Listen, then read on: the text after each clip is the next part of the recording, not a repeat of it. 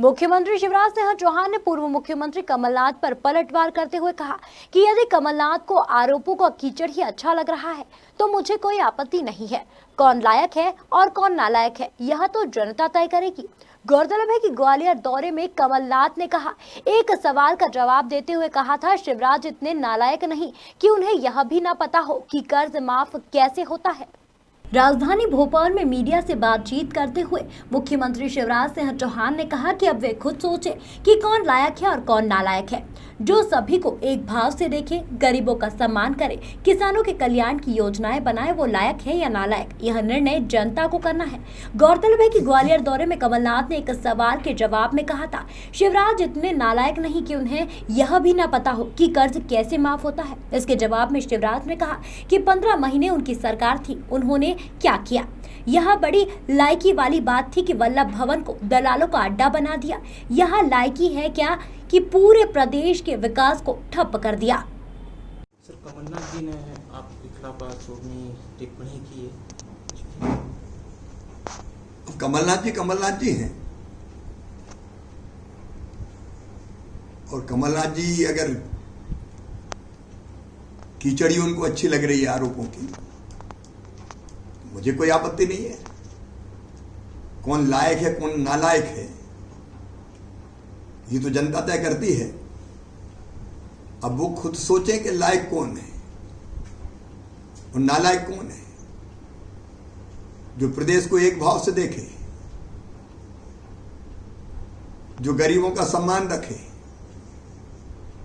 जो किसान के कल्याण की योजनाएं बनाए, जो बेटियों का उत्थान करे, जो प्रदेश का विकास करे, वो लायक है कि नालायक है ये फैसला जनता को करना है। लेकिन उनको जरूर जवाब देना चाहिए। 15 महीने उनकी सरकार ने क्या किया। ये बड़ी लायकी का काम था कि मध्य प्रदेश के वल्लभ भवन को दलालों का अड्डा बना दिया। ये लायकी है क्या कि पूरे प्रदेश के विकास को ठप कर दिया। ये लायकी है क्या कि पदों के वहां रेट लगते थे सरकारी। ये लायकी है क्या लूटने के लिए विभाग बांट लिए गए थे। और ये बात केवल शिवराज सिंह चौहान नहीं कह रहा। याद करें कमलनाथ जी, आपकी सरकार के वन मंत्री श्री उमंग सिंगार जी ने क्या कहा था। शराब माफिया कौन, रेत माफिया कौन। क्या सिंगार जी के बयान आपको याद नहीं है? क्या ये भी भूल गए कमलनाथ जी कि ग्वालियर चंबल संभाग से एक मंत्री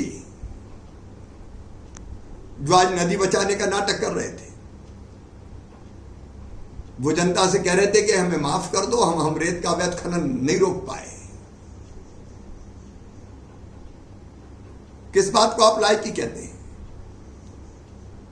क्या किसानों से झूठ बोलना लायकी है? क्या बेरोजगारों से छल करना लायकी है? क्या बेटियों को ठगना लायकी है? वृद्धों से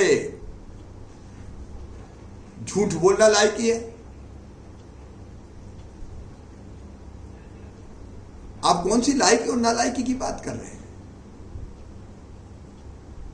आप कौन लायक कौन नालायक ये तय करेगी जनता। मैं तो हर एक को लायक कहता हूं और मुझे कोई नालायक कहे मुझे कोई फर्क नहीं पड़ता।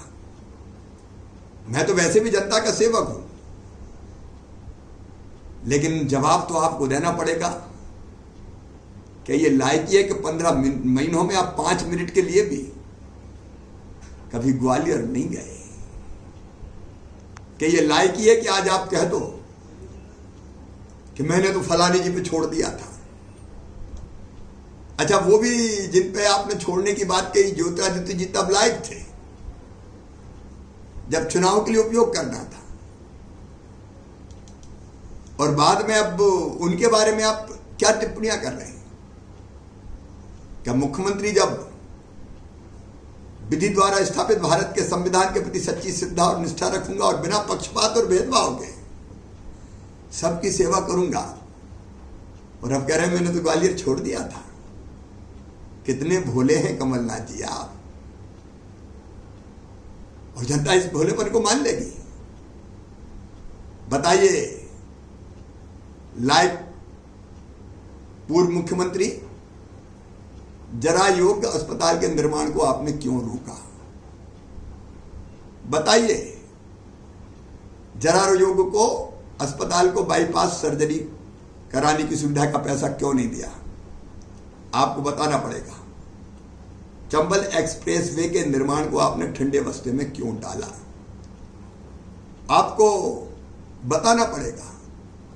ग्वालियर और मुरैना को चंबल से जो पानी लाने की हमारी योजना थी, जो मैंने मुख्यमंत्री रहते हुए तय की थी, आपने ठंडे बस्ते में क्यों डाला? आपको बताना पड़ेगा। आपके पास ग्वालियर संभाग, चंबल संभाग के जनप्रतिनिधियों के लिए 1 मिनट का टाइम क्यों नहीं था? क्यों आपने वहां के विकास के बारे में उनसे बैठ के बात नहीं की? आपको जवाब देना पड़ेगा। 10 दिन में 2 लाख रुपए तक का कर्जा आपने क्यों माफ नहीं किया? कर्ज माफी के झूठे सर्टिफिकेट पकड़ा के अरे अपने सहकारी बैंकों तक को पूरा पैसा नहीं दिया। क्या ये बैंकों के साथ धोखा नहीं है? आपको जवाब देना पड़ेगा। किसान सम्मान निधि का पैसा जो प्रधानमंत्री जी सीधे किसानों को दे रहे थे, आपने उस पैसे को क्यों अटकाया? जब आप थे तब 50 लाख किसानों को भी नहीं मिलता था, और हमने 5 महीने में बढ़ा के 76 लाख किसान कर दिए। आपको जवाब देना पड़ेगा। बाढ़ के हालातों में किसानों के बीच ग्वालियर चंबल संभाग में क्यों नहीं पहुंचे? लायक पूर्व मुख्यमंत्री 4000 रुपया बेरोजगारी भत्ता जवानों को क्यों नहीं दिया? लायक उप मुख्यमंत्री बेटियों के कन्यादान के 51,000 किसने खा लिए, ये तो बताओ। संबल योजना क्यों बंद की, इसका जवाब देना पड़ेगा। गरीबों के अंतिम संस्कार के कफन के पैसे क्यों छीने, इसका जवाब देना पड़ेगा। गरीब बहन के बेटा बेटी पैदा होने के पहले 4,000 और बाद में 12,000 लड्डू के क्यों छीने, आपको जवाब देना पड़ेगा। फसल बीमा योजना के प्रीमियम की राशि आपने क्यों जमा नहीं की प्रदेश के हिस्से की, जिससे किसानों को 3100 करोड़ रुपया नहीं मिले? जवाब देना पड़ेगा। लाड़ी लक्ष्मी बेटियों की योजना को क्यों आपने ठंडे बस्ते में डाला? बुजुर्गों की तीर्थ दर्शन यात्रा को आपने क्यों रुकवाया? आवास योजना में और गरीबों को मकान मिल सकते थे, प्रधानमंत्री आवास योजना आपने राज्य अंश क्यों नहीं दिया? गरीबों की सहायता की योजनाएं बंद करके क्या गरीबों के साथ धोखा नहीं किया? आपकी लायकी की कितनी बातें हैं? जवाब के रूप में कहूं, मुझको नालायक कहने वाले पहले इन प्रश्नों का उत्तर दें। बहरहाल कौन सच्चा और कौन है झूठा, ये तो आने वाले विधानसभा उपचुनाव में प्रदेश की जनता तय करेगी। लेकिन उपचुनाव को लेकर भाजपा कांग्रेस नेताओं के भी जमकर जुबानी जंग देखी जा रही है। ब्यूरो रिपोर्ट, खबर मध्य प्रदेश, भोपाल।